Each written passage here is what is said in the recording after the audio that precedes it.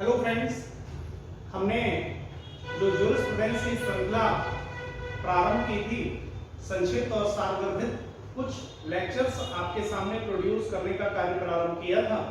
उसी क्रम में आज आगे हम डिस्कस करने चल रहे हैं। आज का हमारा जो टॉपिक है वो है सोर्स ऑफ लॉ। जैसे कि मैंने जब ज्यूरिस्प्रूडेंस आपको डिस्कस करना प्रारंभ किया था तो वहां पर मैंने आपको ज्यूरिस्प्रूडेंस क्या है ये बताया, जो और साथ में ज्यूरिस्प्रूडेंस का डिवीजन 3 पार्ट में मैंने कर लिया था। पहला विचारधारा, दूसरा स्वरूप और तीसरा कॉन्सेप्ट। तो विचारधारा अब तक हम लोग डिस्कस कर चुके हैं। जो लोग आज मुझसे पहली बार जुड़ रहे हैं और इस कंप्लीट श्रृंखला का फायदा लेना चाहते हैं, वो लोग जरूर हमारी जो पुरानी सीरीज है, जो पुरानी अब तक की विचारधाराओं तक का जो लेक्चर्स आ चुके हैं, वो लेक्चर्स पहले एक बार देखें और उसके पश्चात आगे से क्रम से जो सोर्स ऑफ लॉ और कॉन्सेप्ट पर हम डिस्कस करेंगे वो आपको टाइम टू टाइम मिलते रहेंगे। इसके लिए जो लोग नए लोग जुड़ रहे हैं वो लोग जरूर, जिन्होंने अभी तक इस चैनल को पीजे चैनल को सब्सक्राइब नहीं किया है, वो पीजे चैनल को सब्सक्राइब करें और बेल आइकन का बटन दबाएं, ताकि आपको जो हमारे आने वाले अभी और श्रृंखला में जो लेक्चर्स हैं वो विद इन टाइम आपको समय से जल्दी मिल जाए। और जैसे ही मैं यहाँ से उसको लोड करूंगा, उसका सूचना अगर आपने सब्सक्राइब किया है तो सबसे पहले आपके पास पहुंचेगी और आप शीघ्र से शीघ्र उसको देख लेंगे। नाउ, तो अब तक हमने जो डिस्कस किया था, वो जो डिस्कशन है वो हमारा विचारधारा पर डिस्कशन था। आज हम आपके साथ सोर्स ऑफ लॉ को डिस्कस करने चल रहे हैं। आज का मेरा टॉपिक है sources of law. Sources of law क्या है? सामान्यतः जहां से विधि अपनी शक्ति प्राप्त करती है, विधि जहां से बनती है, उसे हम सोर्स ऑफ लॉ कहते हैं। सामंत और कीटन ने इसका विभाजन किया है। सामंत का विभाजन बड़ा महत्वपूर्ण है। आपसे एक प्रश्न पूछा जाएगा कि सामंत ने सोर्स ऑफ लॉ को कितने भागों में डिवाइड किया और कौन कौन से। इसी तरीके से कीटन के बारे में पूछा जाएगा, तो इसी को हम लोग आप सबसे पहले डिस्कस करेंगे। मिस्टर सामंत ने, ध्यान रखेंगे, सामंत ने सोर्स ऑफ लॉ को 2 भागों में डिवाइड किया। पहला पार्ट है formal source of law, formal source of law पहला पार्ट, और दूसरा मटेरियल सोर्स ऑफ लॉ। पहला part formal source of law और दूसरा material source of law. Formal source of law का मतलब है वो सोर्स ऑफ लॉ जिससे विधि अपनी शक्ति प्राप्त करती है, और मटेरियल सोर्स ऑफ लॉ का मतलब है वो सामग्री जिससे विधि बनाई जाती है। मटेरियल सोर्स ऑफ लॉ को पुनः सामंत ने 2 पार्ट में डिवाइड किया। First part is the legal source of law and second part is the historical source of law. Legal source और हिस्टोरिकल सोर्स, इन 2 भागों में सामंत ने इसको पुनः डिवाइड किया। लीगल सोर्स ऑफ लॉ का मतलब है मान्यता प्राप्त उपकरण, मान्यता प्राप्त संस्थाओं से तैयार किया गया स्रोत। इसको हम लीगल सोर्स ऑफ लॉ को अथॉरिटेटिव सोर्स ऑफ लॉ या प्राधिकारिक तत्व भी कहते हैं। और जब इसको प्राधिकारिक बोला है तो इसको फिर क्या बोलेंगे? गैर प्राधिकारिक। ये गैर प्राधिकारिक बोलेंगे। और इसके अलावा भी हिस्टोरिकल सोर्स ऑफ लॉ को हम और दूसरे नामों से भी जानते हैं, जैसे कि परोक्ष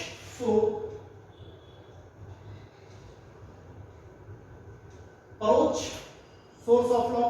या तो मैं अभी बात आपसे कर रहा था कि लीगल और हिस्टोरिकल, यानी कि परोक्ष और अमान्य स्रोत भी हम इसे कहते हैं। जब इसको अमान्य कह दिया तो इसका मतलब ये मान्यता प्राप्त स्रोत हो गया, बट नेचुरल सा विषय, ये वाला मान्यता प्राप्त हो गया, ये गैर अमान्य स्रोत हो गया। अब लीगल सोर्स में कौन कौन से सोर्स हैं, अर्थात मान्यता प्राप्त उपकरण से तैयार की जाने वाली विधि, यानी कि जैसे कि सबसे बेस्ट स्रोत ऑफ लॉ जो सोर्स है वो क्या है? विधायन या लेजिस्लेशन। विधायन या लेजिस्लेशन, लेजिस्लेशन। तो ये हो गया। दूसरा क्या हुआ? पूर्व निर्णय, प्रेसिडेंट, पूर्व निर्णय, जिसको आप प्रेसिडेंट्स के रूप में भी जानते हैं।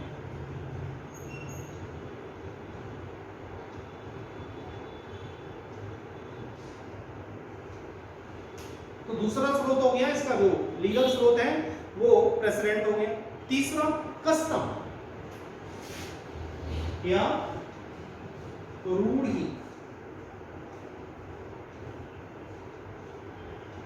कस्टम, इसको हमने कर दिया।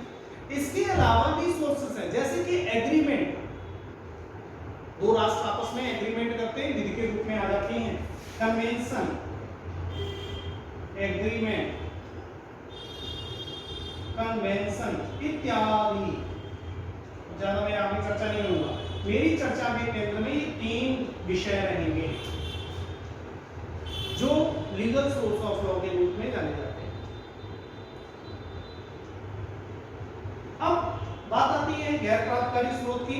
गैर प्राधिकारी स्रोत का संबंध विधिक इतिहास के साथ होता है, विधि के सिद्धांतों के साथ नहीं होता, जबकि प्राधिकारिक जो स्रोत है उसका संबंध विधि के सिद्धांतों के साथ है और इसका संबंध विधि के इतिहास के साथ। इसी तरीके से कीटन ने भी इसका वर्गीकरण 2 भागों में किया। कीटन ने इसका वर्गीकरण 2 भागों में किया। पहला वर्गीकरण बाइंडिंग सोर्स और दूसरा पर्सुएसिव सोर्स, और दूसरा पर्सुएसिव। इसको हम कहेंगे बाध्यकारी और इसको कहेंगे प्रेरक। इनके अकॉर्डिंग टू बाइंडिंग का मतलब प्राधिकारिक होगा और पर्सुएसिव का मतलब गैर प्राधिकारिक होगा। इनका जो सामंत का वर्गीकरण है। तो कुल मिलाकर सामंत ने, ये प्रश्न आपसे पूछा जाएगा, किसने सोर्स ऑफ लॉ को फॉर्मल और मटेरियल सोर्स ऑफ लॉ में डिवाइड किया? आपका आंसर होगा सामंत। पूछा जाएगा किसने सोर्स ऑफ लॉ को बाइंडिंग और पर्सुएसिव सोर्स ऑफ लॉ में डिवाइड किया? आपका आंसर होगा कीटन। बस इतना ही प्रश्न आपसे पूछा जाने वाला है। ज्यादा से ज्यादा ये पूछा जा सकता है कि कौन सा विधिशास्त्री, निम्नलिखित में से कौन सा विधिशास्त्री जो मटेरियल सोर्स ऑफ लॉ को legal source of law and historical source of law 2 भागों में डिवाइड करता है? तो भी आप कहेंगे सामंत। ये चार्ट आपके ये समस्त प्रश्न का जवाब दे देगा। यहां से आपसे यही प्रश्न पूछा जाएगा। अब शेष जो भी प्रश्न होगा वो इन सोर्स ऑफ लॉ से क्वेश्चंस होंगे। तो मैं एक एक सोर्स को आपके साथ डिस्कस करूंगा।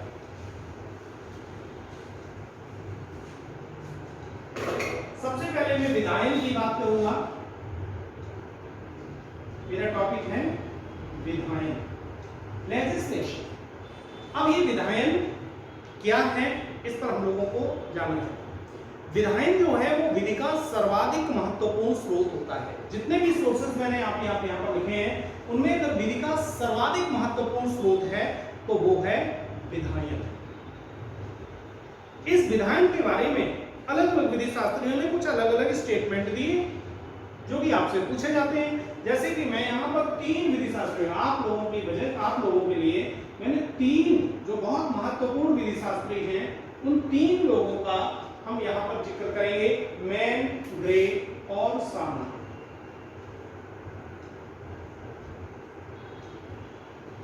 इन लोगों ने विधायन के बारे में क्या कहा? मैन का कहना है विधायन का तात्पर्य प्रगतिशील समाज में विधिक विकास की अंतिम स्थिति विधायन कहलाती है। आप लोग जो लोग हिस्टोरिकल लॉ स्कूल जिसने लेक्चर देख चुके हैं, जो लोग जिन्होंने पढ़ा होगा वो जानते हैं कि मैन ने समाजों का अध्ययन किया, तुलनात्मक अध्ययन किया और तुलनात्मक अध्ययन करते हुए समाजों का विभाजन 2 भागों में कर दिया, एक स्थिर समाज और एक समय विकासशील समाज। उन्होंने कहा कि दोनों ही प्रकार के समाजों में विधि का विकास एक क्रम से होता है, यानी कि उन सबके विधि के विकास के 4 चरण हैं, फर्स्ट, सेकंड, थर्ड, फोर्थ। तो ये जो चौथा चरण है ये कोडिफिकेशन का था। इसी को ये यहाँ पर विधायन कहते हैं। और उसके बाद फिर विकासशील समाजों में आगे इसके बाद जो डेवलपमेंट है विधि का होता रहता है। तो इट इज द, इन्होंने यहाँ पर क्या कहा कि it is the fourth stage of. तो वहां से मैं इसको इसलिए जोड़ रहा हूं कि अभी आपको याद रहे, कभी भी पूछा जाता है कि किसने फोर्थ स्टेज, तो आपको जरूर ये ध्यान रखना चाहिए कि 4 स्टेज विधि के डेवलपमेंट के 4 स्टेज किसने बताए। आप तुरंत पहुंचेंगे मैन में और यहाँ पर आप सबको करेक्ट कर लेंगे। नाउ इसके बाद हम बात करेंगे ग्रे की।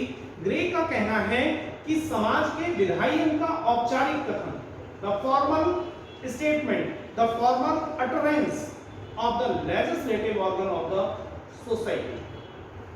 किसी भी समाज के विधायी जो किसी भी समाज की जो विधायी बॉडी है उसका एक स्टेटमेंट है। जैसे कि विधानमंडल का स्टेटमेंट, विधानमंडल क्या करती है, इनेक्टमेंट करती है, तो विधानमंडल विधायन करती है। तो विधानमंडल का स्टेटमेंट, संसद, हम अपनी व्यवस्था में देखें, संसद क्या करती है, एक लॉ बनाती है, तो उसका एक statement, it is the statement of the grey.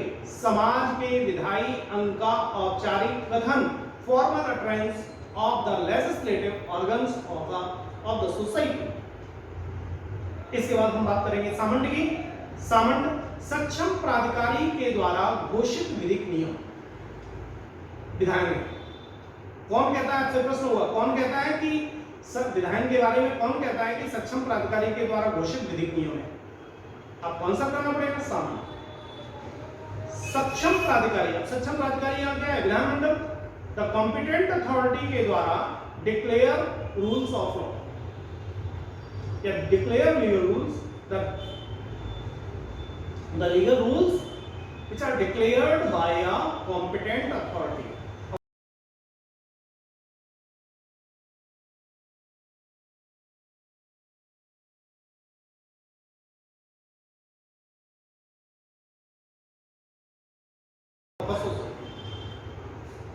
That is the summon. तो ये प्रश्न आपसे पूछे जाएंगे कि ये बात किसमें है।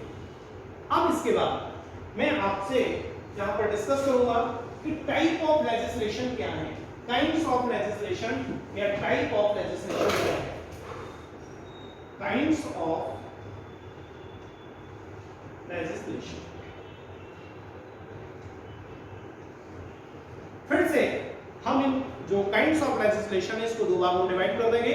First is the supreme legislation and second is the subordinate legislation. Supreme और सबऑर्डिनेट। अब बात आती है कि सुप्रीम लेजिस्लेशन क्या होगा। सुप्रीम लेजिस्लेशन का मतलब है जो सुप्रीम अथॉरिटी होगी उसके द्वारा बनाई गई विधि। फॉर एग्जाम्पल, अगर कोई सुप्रीम अथॉरिटी आपके यहां संप्रभु है, सोवेरियन है, कोई राजा है, तो राजा के द्वारा बनाई गई विधि, और अगर ये सुप्रीम अथॉरिटी विधानमंडल है तो विधानमंडल के द्वारा बनाई गई विधि। तो सुप्रीम अथॉरिटी यानी कि संप्रभु या विधानमंडल के द्वारा हमारी व्यवस्था में विधि का निर्माण करने की जो औपचारिक और सुप्रीम बॉडी है वो है संसद। संसद जो भी विधि का निर्माण करती है that is the supreme law, supreme legislation.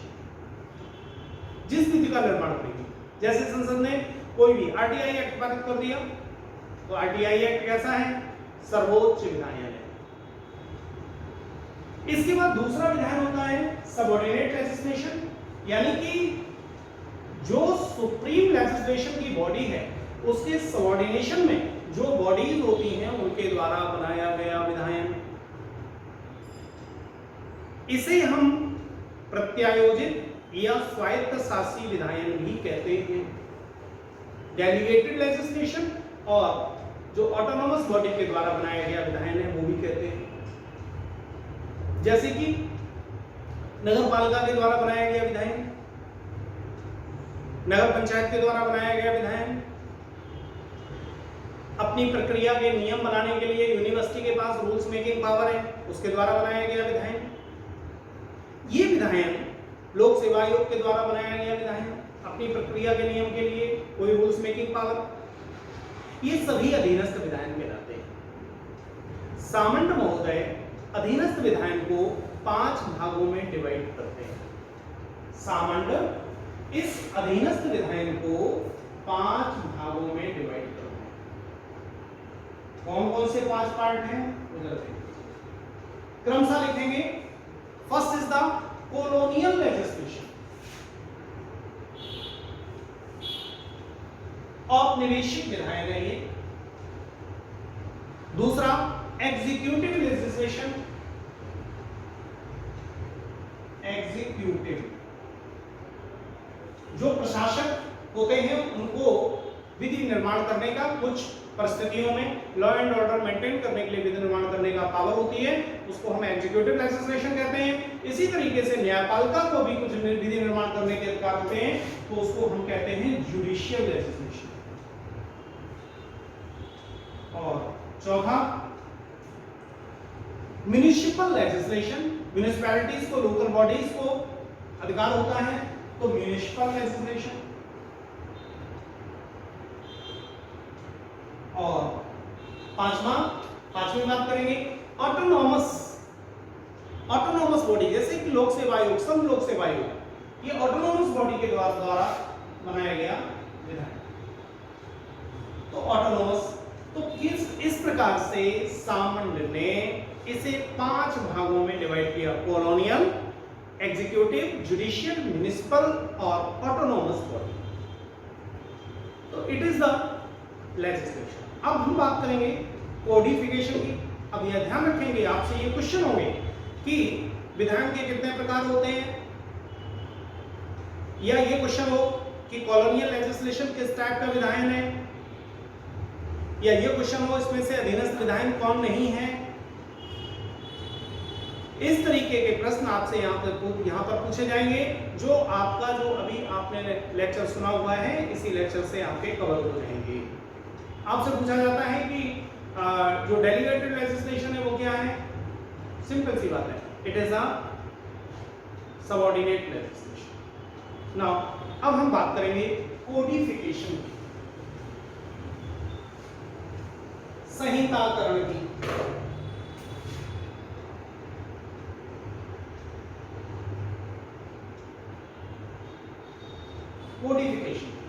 Codification is also a type of the legislation. अब यहां पर आप सभी लोग जानते हैं, कभी-कभी कुछ एक्ट आप पढ़ते हैं जिसको आप कहते हैं कोड, कहते हैं IPC, Indian penal code, CPC, civil procedure code, CRPC, criminal procedure code, और कुछ आप एक्ट पढ़ते हैं, इंडियन कॉन्ट्रैक्ट एक्ट। तो कहीं आप एक्ट कह देते हो, कहीं कोड कह देते हो। अब क्या इसका मतलब है, एक्ट का मतलब क्या है और कोड का मतलब क्या है, ये बात भी आपको यहां से क्लियर हो जाएगी।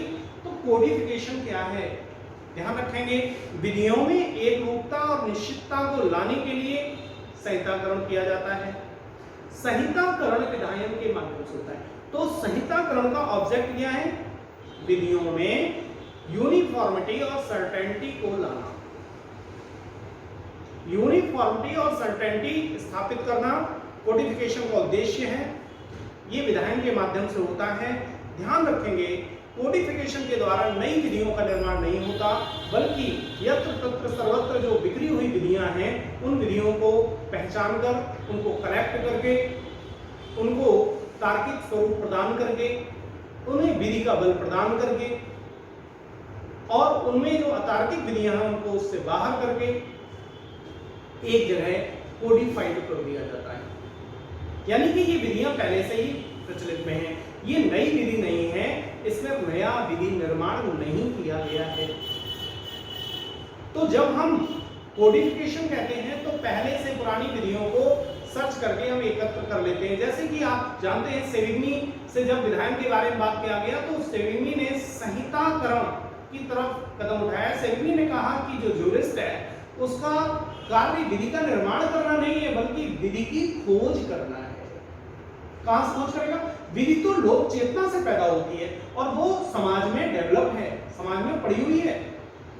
जो विधि शास्त्री है उस विधि को जो लोक चेतना से डेवलप हुई है उस विधि को खोज करके उसमें टेक्निकल एलिमेंट डालकर उसे कोडिफाइड करके तैयार कर निर्माता नहीं है।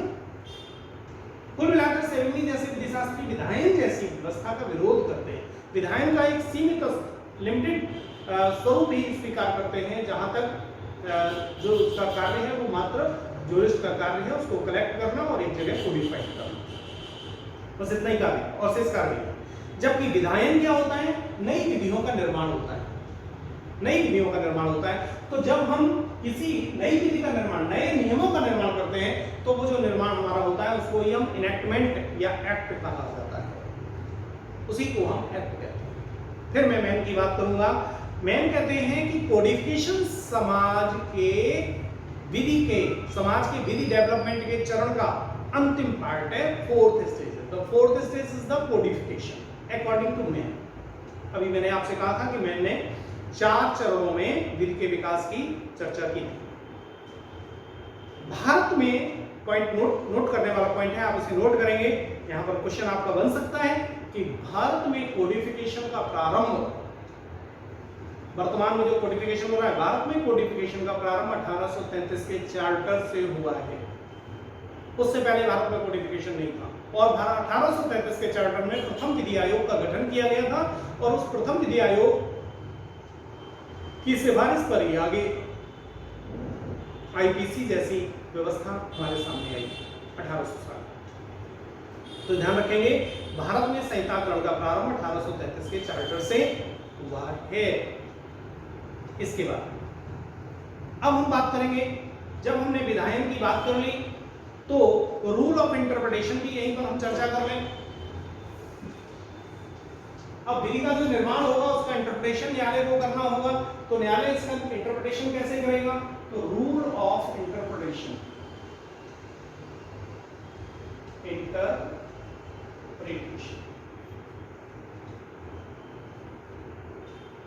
आपसे पूछा जाएगा इसमें से कौन सा रूल ऑफ इंटरप्रिटेशन है, कौन सा नहीं है। आप लगातार लिख लेंगे। 7 रूल्स या 7 रूल्स में आपको यहां पर लिखाऊंगा। सबसे पहले, language of statute should be read as it is. जो स्टैट्यूट की भाषा है उसको as such as it is पढ़ा जाना चाहिए, यानी कि जो जैसा लिखा है वैसा ही पढ़ेंगे, उसके अलावा मैं कुछ नहीं करूंगा, उसके अलावा मैं कोई दूसरी चीज, दूसरे शब्द वहां पर लेकर नहीं आऊंगा। दूसरा है गोल्डन रूल और ग्रामेटिकल रूल। गोल्डन रूल और ग्रामेटिकल रूल, शाब्दिक निर्वचन भी इसको हम कहते हैं, लिटरल निर्वचन, लिटरल इंटरप्रिटेशन भी कहते हैं। इसका मतलब यह हुआ कि शब्द दर शब्द ही हमें पढ़ना होगा। स्वर्णिम नियम है, शब्द दर शब्द पढ़ना होगा, यानी कि जैसा लिखा है वैसा ही पढ़ना होगा।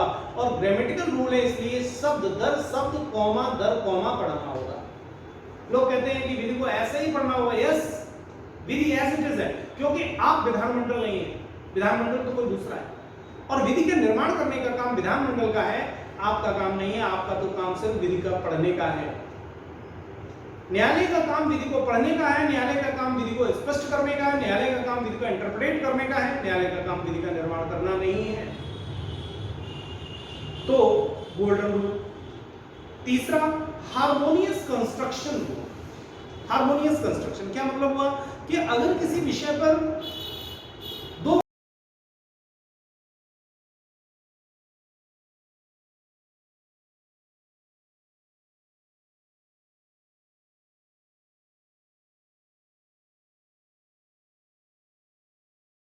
विधि नियम है, किसी विषय पर एक व्यवस्था कुछ और कहती है, दूसरी व्यवस्था कुछ भी कोई नियम देती है। अब बात आती है कि जब हमें किसी व्यवस्था का इंटरप्रिटेशन करना हो तो कैसे करेंगे? ऐसे करना चाहिए कि दोनों में सामंजस्य बैठ जाए। ऐसा ना हो कि एक व्यक्ति कुछ और कहे, एक इधर जाए और एक उधर जाए, विपरीत दिशा में नहीं, दोनों में सामंजस्य बैठ जाए। क्यों? इसके पीछे एक सिद्धांत काम करता है कि विधानमंडल एक बार एक राइट आपको दे और दूसरी बार वो दूसरा राइट छीन ले, ऐसा नहीं हो सकता। छीना तो छीना और दिया और लिया तो लिया और दिया तो दिया। तो अगर एक बार दिया है और दूसरी बार अगर आपके कोई शब्द ऐसे हो जिससे कि आपको लग रहा है दिया नहीं है, तो इसका इंटरप्रिटेशन आपको ऐसे करना पड़ेगा कि जैसे दिया है। इसी को हम हार्मोनियस इंटरप्रिटेशन कहते हैं, यानी कि दो विधियों का एक साथ इस तरीके से इंटरप्रिटेशन करें कि दोनों एक साथ चले। तीसरा, एजुसिटम जेनेरिस। एजुसिटम जेनेरिस, इसको हम सजाती का नियम भी कहते हैं। इसका मतलब ये हुआ कि जो शब्द अपना कोई विशेष अर्थ नहीं रखता है, वो शब्द अगर किसी अन्य शब्दों के साथ रखा हुआ है तो उसका अर्थ उन शब्दों से अपना अर्थ प्राप्त कर लेगा। जैसे रोटी, सब्जी, दाल, पूड़ी और अन्य सामग्री। यहां पर अन्य का कोई अर्थ नहीं है, तो अन्य का मतलब क्या होगा? रोटी, सब्जी, दाल, पूड़ी, ये सभी चीजें इडिबल हैं, खाने वाली हैं, तो अन्य शब्द का मतलब होगा खाने वाली ही कोई दूसरी चीज। अगर हो पेन, कपड़ा, पेंसिल और अन्य, आप बाजार जा रहे हैं, मैं कहता हूं पेन, कपड़ा, पेंसिल और अन्य लेते आना। पेन, कपड़ा, पेंसिल। पेन लिखने वाली सामग्री है, पेंसिल लिखने वाली सामग्री, कपड़ा पहनने वाली सामग्री है। यहां पर अन्य शब्द का मतलब क्या हुआ? अन्य शब्द अपने साथ में बैठे शब्दों से अपना अर्थ प्राप्त नहीं करेगा। क्यों? क्योंकि पेन का काम है लिखना, पेंसिल का काम है लिखना और कपड़े का काम है पहनना, तो ये अन्य कुछ और हो सकता है। लेकिन अगर मैं यहां पर कहता पेन, रबड़, पेंसिल, कागज और अन्य, तो इसका मतलब अन्य का मतलब क्या होता? कोई ऐसी चीज जो पठन पाठन सामग्री में प्रयोग होती है। एजुसिटम जेनेरिस। इसके बाद रूल ऑफ नोसिटर असोसिस, सहचरण साहित्य का नियम। अगर कोई शब्द किसी दूसरे शब्द के साथ बैठा हुआ है तो उसी दूसरे शब्द से वो अपना अर्थ प्राप्त कर लेगा। आप किसी ग्रुप में बैठे हुए हैं तो उससे अर्थ प्राप्त कर लेंगे। आप लोग परीक्षा देने जा रहे हैं और उस परीक्षा देने वाले 10 लोग जा रहे हैं, उसमें से 11वां व्यक्ति भी है, तो उस पूरे ग्रुप को देखकर उस 11वें व्यक्ति के बारे में पूछा जाएगा ये कहां जा रहा है, तो सब लोग ये कहेंगे ना परीक्षा देने जा रहा है, जबकि वो परीक्षा देने हो सकता मैं जा रहा हूं। आप 10 लोग एक क्लास में बैठे हुए तो सभी क्या है? स्टूडेंट। उसमें एक व्यक्ति आकर बैठ जाता है जो स्टूडेंट नहीं है, उसको क्या माना जाएगा? That is student. इसको हम कहते हैं सहचरण साहित्य का नियम। और लास्ट में यथाभाषा नियम, जो हम ऊपर भी डिस्कस कर चुके हैं। यथाभाषा नियम, भाषा के नियमानुसार जैसी भाषा लिखी है वैसा ही इंटरप्रिटेशन करना चाहिए। इस तरीके से 7 नियम मैंने आपको बताए। First is the language of institute should be read as it is, golden rule, grammatical rule और literal interpretation rule, harmonious construction, mischief, ejusdem generis, rule of noscitur a sociis और सेंसस ओमिशस, सॉरी कॉसस ओमिशस। इसके पश्चात अब मेरा नेक्स्ट टॉपिक है आपके साथ presidents.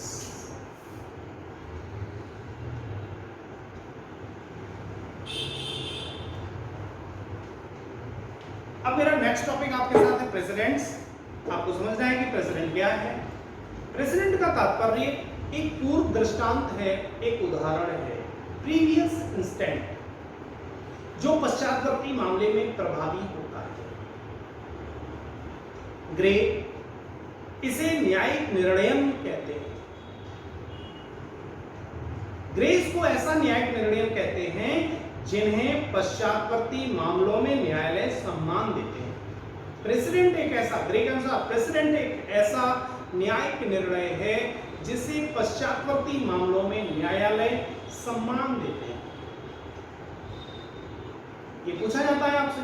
DISE, according to Dias, precedent is a device. Precedent is a device. पूर्व निर्णय एक नमूना है। इस नमूने का क्या करेंगे? जिसके द्वारा भावी न्यायिक आचरण शासित होता है। रेडलिच भी इसके बारे में कहते हैं। रेडलिच कहते हैं भविष्य के वादों के लिए एक निर्देशक शक्ति, रेडलिक्स से निर्देशक शक्ति, डायरेक्टिव रूल, डायरेक्टिव पावर्स इत्यादि के रूप में प्रोड्यूस करते हैं। किसको? न्यायिक निर्णय। कौन करता है? रेडलिक्स। रेडलिक्स से डायरेक्टिव रूल्स के रूप या पावर के रूप। आपसे पूछा जाएगा कौन पूर्ण निर्णय को निर्देशक शक्ति के रूप में प्रोड्यूस करता है? That is the रेडलिक्स।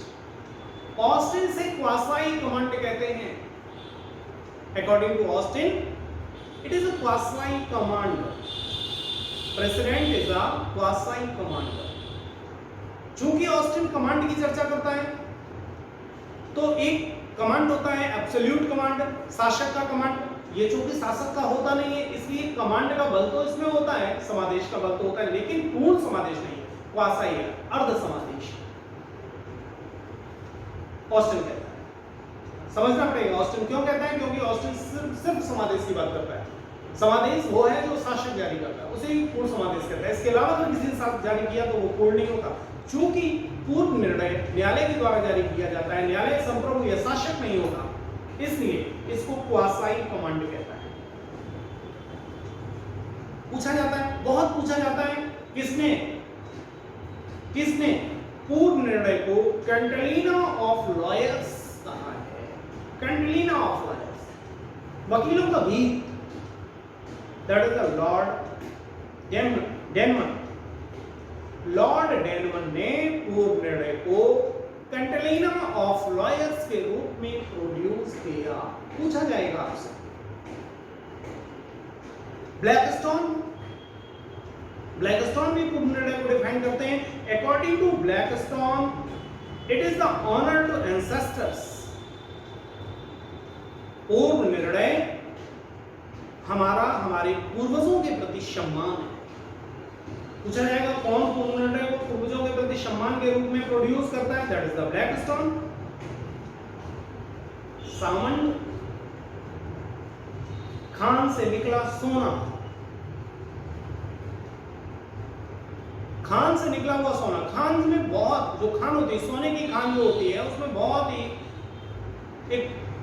ढेर सारा पदार्थ निकाला जाता है, फिर उसको गलाया जाता है, गला कर इतना सा सोना प्राप्त होता है। वही कहते हैं सामंत, कहते हैं कि पूर्ण निर्णय खान से निकला सोना है। ऐसे उन्होंने क्यों कहा? सामंत जो है विधायन को पूर्ण निर्णय से श्रेष्ठ मानते हैं। विधायन के बारे में सामंत कहते हैं कि विधायन जो है वो राज्य का सिक्का है और पूर्ण निर्णय खान का सोना है।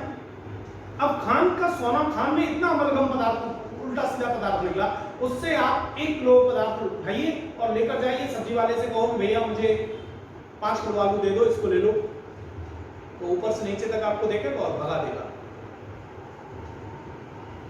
और सब्जी वाले को 50 का नोट दो, उसके बाद आपको जितनी सब्जी जो भी खरीदनी है, जितना उतने 50 रुपए में आ जाएगी, फटाफट वो तौल के दे देगा, ले जाइए। तो सामंत कहता है विधायन राज्य का सिक्का है जिसे कहीं भी चलाया जा सकता है, लेकिन पूर्ण निर्णय खान से निकला हुआ सोना जो पदार्थों, टनों पदार्थ गलाने के बाद जरा से कण के रूप में प्राप्त होता है। अब ये जो प्रेसिडेंट है, ये तो कुछ विधि शास्त्रियों ने प्रेसिडेंट के बारे में क्या क्या बोला। अब ये जो प्रेसिडेंट्स हैं, उस प्रेसिडेंट का विभाजन हम 2 भागों में कर सकते हैं, एक घोषणात्मक और एक क्रिएटिव। घोषणात्मक सिद्धांत और क्रिएटिव सिद्धांत। डिक्लेरेटरी थियरी, घोषणात्मक सिद्धांत और निर्माणात्मक सिद्धांत। 2 पार्टों पे। इसका मतलब ये हुआ कि जो विधि शास्त्री है वो अलग अलग भागों में डिवाइड है। कुछ विधि शास्त्री कहते हैं कि न्यायालय पूर्व निर्णय की घोषणा करता है, न्यायालय विधि की घोषणा करता है, पूर्व निर्णय के माध्यम से न्यायालय विधि की घोषणा करता है, विधि का निर्माण नहीं करता। और कुछ जो विधि शास्त्री हैं उनका यह कहना है कि न्यायालय विधि का निर्माण करता है। तो इन विधि शास्त्रियों को अलग अलग वर्गों में डिवाइड कर लिया गया। तो इस तरीके से 2 प्रकार के सिद्धांत डेवलप हो गए, एक घोषणात्मक सिद्धांत और एक निर्माणात्मक सिद्धांत। जो ये घोषणात्मक सिद्धांत है, इस सिद्धांत को ब्लैकस्टोनियन सिद्धांत भी कहते हैं। कारण इसका यह है कि इस सिद्धांत के इस प्रतिपादक ब्लैकस्टोन, इसलिए ब्लैकस्टोनियन सिद्धांत भी हम इसे कहते हैं। अब ये जो सिद्धांत है वो ये कहता है कि न्यायालय विधि की घोषणा करते हैं, विधि का निर्माण नहीं करते। और जबकि सृजनात्मक सिद्धांत के विधि शास्त्री कहते हैं कि न्यायालय विधि का निर्माण करता है। सृजनात्मक सिद्धांत के जो प्रसिद्ध विधि शास्त्री हैं वो डायसी और ग्रे जैसे विधि शास्त्री हैं। ये आंग्ल पृष्ठभूमि पर बैठे हुए विधि शास्त्री हैं। और आंग्ल पृष्ठभूमि से बाहर के जो विधि शास्त्री हैं वो घोषणात्मक सिद्धांत के समर्थक हैं। ऑस्टिन, बेंथम, सामंट, डायसी, एलन घोषणात्मक सिद्धांत के आलोचक। नोट करने का विषय है वो ये कि आलोचना करते हुए घोषणात्मक सिद्धांत की, ब्लैकस्टोनियन सिद्धांत की आलोचना करते हुए ऑस्टिन ने यह स्पष्ट रूप से घोषित किया, बेंथम, ऑस्टिन ने यह स्पष्ट रूप से घोषित किया कि पूर्व निर्णय कुछ और नहीं है, चाइल्डिश फिक्शन है। तो पूर्व, आपसे पूछा जाएगा कि पूर्व निर्णय को चाइल्डिश फिक्शन किसने कहा? बच्चों की चेष्टा किसने कहा? ऑस्टिन। पूर्व निर्णय को डॉग्स लॉ, कुत्तों की विधि के रूप में किसने कहा? बेंथम। चाइल्डिश फिक्शन किसने कहा? ऑस्टिन। कुत्तों की विधि के रूप में प्रोड्यूस किया, किसने प्रोड्यूस किया? That is the Bentham. ये प्रश्न बहुत पूछा जाता है, ध्यान रखना है आपको। इसके बाद इस विषय पर डायसी और ग्रे के भी अपने स्पष्ट स्टेटमेंट है। ग्रे का स्टेटमेंट बहुत पूछा जाता है, वो ये कि ग्रे कहते हैं कि न्यायालय संविधि के मृत शब्दों में जान डालते हैं। पूछा जाता है कौन कहता है कि the courts puts the life in the words of the institutes, या dead word of the institutes. आपको बताना होगा कि ये डायसी है। क्यों कहते हैं? क्योंकि वो कहते हैं कि विधि, जो विधानमंडल है वो विधि का निर्माण कर देता है, उसका इंटरप्रिटेशन के माध्यम से विधि क्या है वो स्पष्ट करने का काम न्यायालयों का है। तो न्यायालय संविधि के मृत शब्दों में जान डालते हैं। ये स्टेटमेंट किसका हुआ? ग्रे का। ये पूछा जाएगा आपसे। अब बात आती है कि पूर्व निर्णय का वर्गीकरण हम दो भागों में कर सकते हैं। फिर से दो भाग हमारे कौन से? प्राधिकारिक पूर्व निर्णय और अनुनयी पूर्व निर्णय। प्राधिकारिक अथॉरिटेटिव और अनुनयी पूर्व निर्णय। अथॉरिटेटिव पूर्व निर्णय वो होते हैं जो सबऑर्डिनेट कोर्ट्स पर प्रभावी होते हैं, लागू होते हैं। सुपीरियर कोर्ट के वो निर्णय जो सबऑर्डिनेट कोर्ट पर एज अ लॉ लागू होते हैं, अर्थात हायर कोर्ट के निर्णय, ये बाइंडिंग इन नेचर होते हैं। क्या दो बातें कही हमने? हायर कोर्ट के निर्णय हैं और बाइंडिंग इन नेचर। जबकि अनुनयी निर्णय क्या होते हैं? पर्सुएसिव निर्णय। इनके अनुपालन करने के लिए न्यायालय बाध्य नहीं होता। फॉर एग्जाम्पल विदेशी न्यायालयों के निर्णय, फॉर एग्जाम्पल समकक्ष पारिस्थिति के न्यायालयों के निर्णय, इक्विवेलेंट कोर्ट के निर्णय, हाई कोर्ट की एक डिवीजन बेंच का निर्णय दूसरे डिवीजन बेंच के लिए पर्सुएसिव निर्णय, और हाई कोर्ट की एक लार्जर बेंच का निर्णय हाई कोर्ट की एक स्मॉलर बेंच के लिए बाइंडिंग है। सुप्रीम कोर्ट का निर्णय हाई कोर्ट पर बाइंडिंग है, जबकि सुप्रीम कोर्ट की इक्वल बेंच का निर्णय दूसरी इक्वल बेंच पर पर्सुएसिव है। तो ये आपको ध्यान रखना होगा कि पर्सुएसिव और उसमें क्या फर्क है। तो दो प्रकार के हो गए, प्राधिकारिक और अनुनयी। इसी तरीके से निर्णयाधार के दो भाग, फिर से बात मैं कर रहा हूं। निर्णयाधार के दो भाग होते हैं। कौन कौन से? तो सॉरी, निर्णय के दो भाग होते हैं, कौन कौन से? एक निर्णयाधार और एक इतरोक्ति। निर्णय के दो भाग होते हैं, पहला निर्णयाधार, दूसरा इतिरोक्ति। निर्णयाधार को हम स्टेयर डेसिस भी कहते हैं इंग्लिश में, स्टेयर डेसिस, और इतरोक्त को ऑप्टर डिक्टा भी कहते हैं। स्टेयर डेसिस का मतलब या निर्णयाधार का मतलब क्या है? निर्णय का वह पार्ट जो विधि के रूप में एप्लीकेबल होता है, अर्थात विधि सिद्धांत।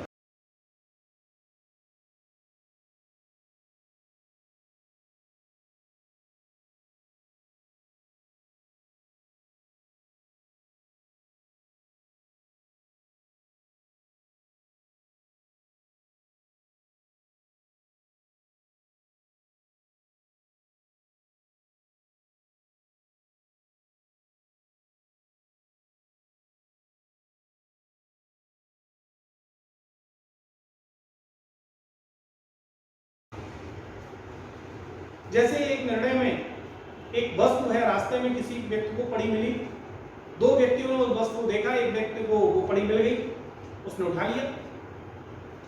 अब दूसरा व्यक्ति उस पर दावा करता है अपना, तो अब प्रश्न उत्पन्न होता है कि वो वस्तु किसकी है, इसका निर्णय कैसे किया जाए?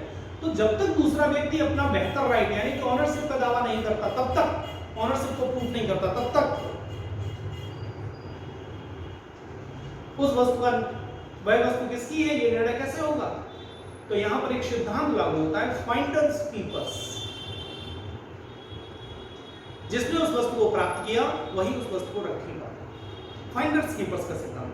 तो इस तरीके से वस्तु को प्राप्त करने वाला वस्तु का मालिक हो गया।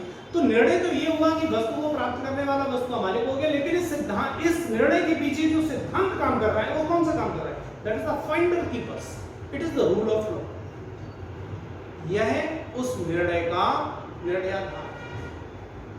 अब उसके अलावा, निर्णयाधार के अलावा जो न्यायालय उस विषय पर बहुत ही इधर उधर की बातें भी करता है, इसे हम इतिरोक्ति भी कहते हैं।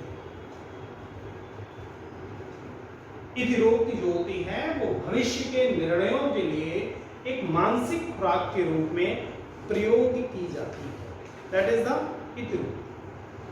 तो ये हमने आपको संक्षेप में जो प्रश्न प्रेसिडेंट से उठने वाले हो सकते हैं उनके बारे में डिस्कस किया। आप ध्यान रखेंगे कि ग्रे का स्टेटमेंट पूछा जाता है, ऑस्टिन पूछे जाते हैं, रेडलिक पूछे जाते हैं, ब्लैकस्टोन पूछे जाते हैं।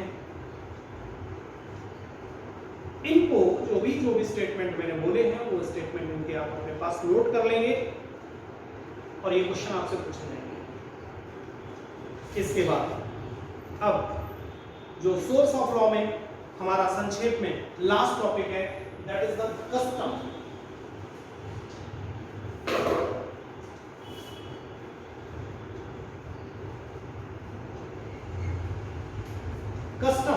कस्टम क्या है? एक यूजेज है। कस्टम एक प्रथा है जिसे विधि का बल प्राप्त होता है। हम कह सकते हैं यूजेज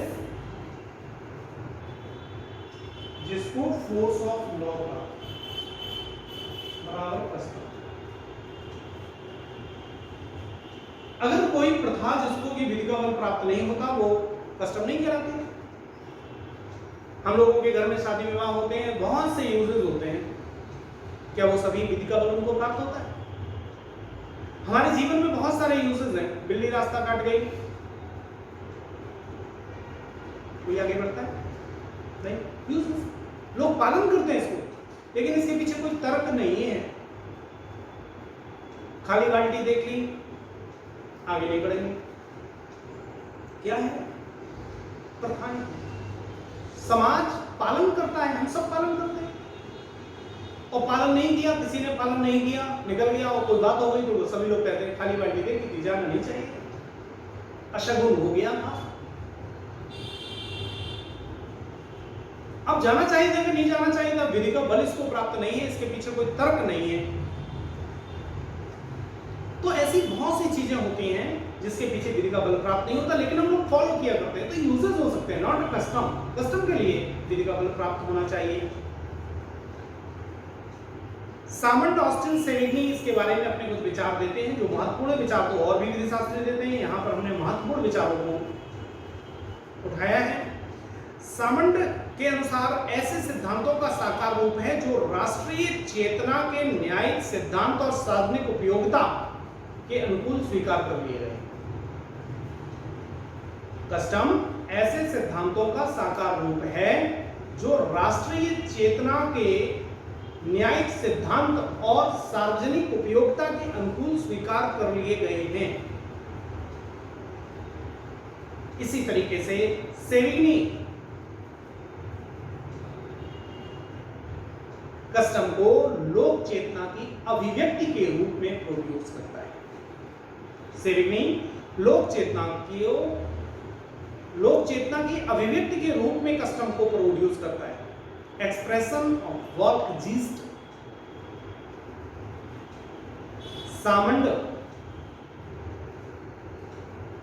सामंत प्रथाओं के पुनर्जन्म का सिद्धांत प्रोड्यूस करते हैं।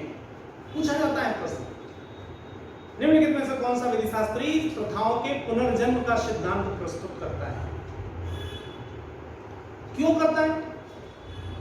इसलिए करता है कि सामंत कहता है, ऑस्टिन कहता है कि जो प्रथाएं हैं वो लोक चेतना से जन्म लेती हैं, और ऑस्टिन की जो विधि है वो शासक के द्वारा जन्म लेती है, संप्रभु के समादेश से जन्म लेती है।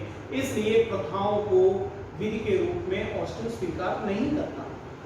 लेकिन बहुत सी समाज की ऐसी प्रथाएं हैं जिन्हें शासक अपनी शक्ति प्रदान कर देता है, तो ऑस्टिन कहता है तो ऐसी प्रथाएं शासक का समादेश बन जाती हैं, और जब ये प्रथाएं शासक का समादेश बन जाती हैं तो ये विधि में परिवर्तित हो जाती हैं। तो इस तरीके से पुनर्जन्म का सिद्धांत उसने दिया। कैसे पुनर्जन्म होगा विधि के रूप में? पहला जो प्रथा है उसका लोक चेतना के रूप में जन्म होगा, और दूसरा जन्म उसका तब होगा जब शासक इसको अपनी मान्यता प्रदान करेगा। इस तरीके से ऑस्टिन प्रथा के पुनर्जन्म, रीबर्थ थ्योरी, पुनर्जन्म सिद्धांत को रेखांकित करता है। तो प्रश्न पूछा जाता है कौन पुनर्जन्म का सिद्धांत देता है? That is the Austin. अब किसी भी प्रथा को कस्टम होने के लिए 8 बातों का होना जरूरी है। अगर ये 8 बातें नहीं होंगी तो वो प्रथा कस्टम में कन्वर्ट नहीं हो सकती। 8 पॉइंट आपको तैयार करना चाहिए। कौन कौन से 8 पॉइंट है? पहला पॉइंट है एंटीक्विटी। एंटीक्विटी अर्थात प्रथा का दीर्घकाल से प्रचलन। दूसरा पॉइंट है कॉन्टिन्यूटी अर्थात प्रथा का निरंतरता। तीसरा पॉइंट है सर्टेनिटी अर्थात प्रथा में निश्चितता। चौथा पॉइंट है मोरालिटी, प्रथा में नैतिकता का होना। पांचवा पॉइंट है कंसिस्टेंसी। अब कंसिस्टेंसी किससे? With the institute. जो विधानमंडल के द्वारा विधि बनाई गई है उसके अनुरूप होनी चाहिए, उसके विरोध में नहीं होनी चाहिए। एक और पॉइंट है रीजनेबलनेस, तार्किकता। प्रथाओं में तार्किकता होनी चाहिए।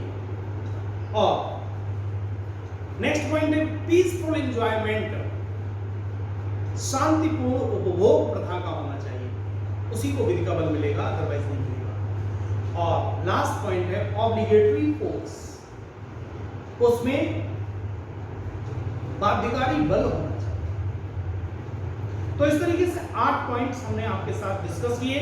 First is the antiquity, second is the continuity, third is the certainty, fourth is the consistency, fifth is the morality, sixth is the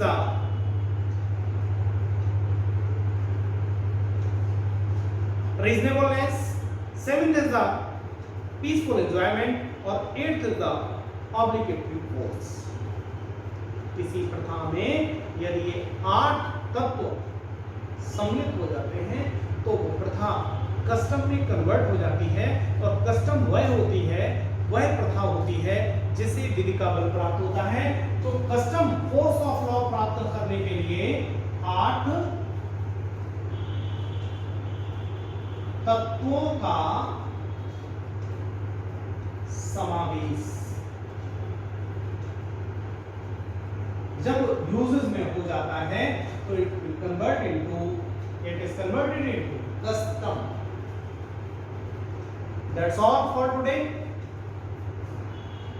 custom, legislation, interpretation और precedent, source of law complete होता है। इससे आपको प्रश्न मिल जाएंगे। Next class में हम आपके साथ, नेक्स्ट लेक्चर में हम आपके साथ कॉन्सेप्ट डिस्कस करेंगे। पुनः जिन लोगों ने अभी चैनल सब्सक्राइब नहीं किया है वो जरूर सब्सक्राइब कर लें, और आप अपने फ्रेंड्स को, अगर आपकी पहुंच इस चैनल तक हो गई है तो अपने फ्रेंड्स को भी बताएं। शिक्षा दान का विषय है, प्रसार का विषय है, इसका प्रचार प्रसार करें, और आपके साथ साथ आपके फ्रेंड्स भी इसका लाभ लें। वो आपको धन्यवाद देंगे, और अगर वो धन्यवाद नहीं देंगे तो इस विश्वास रखिए, इस सोसाइटी में, इस संपूर्ण ब्रह्मांड में कोई ना कोई जरूर होगा जो आपको इस सुंदर पवित्रतम कार्य के लिए आपको सपोर्ट करेगा, आपको धन्यवाद देगा, आपके इस कार्य को काउंट करेगा। इसलिए इसका प्रचार प्रसार करें, अपने मित्रों को बताएं ताकि उनको भी फायदा हो और वो इससे बेनिफिट ले सकें। आज के लिए इतना ही, धन्यवाद।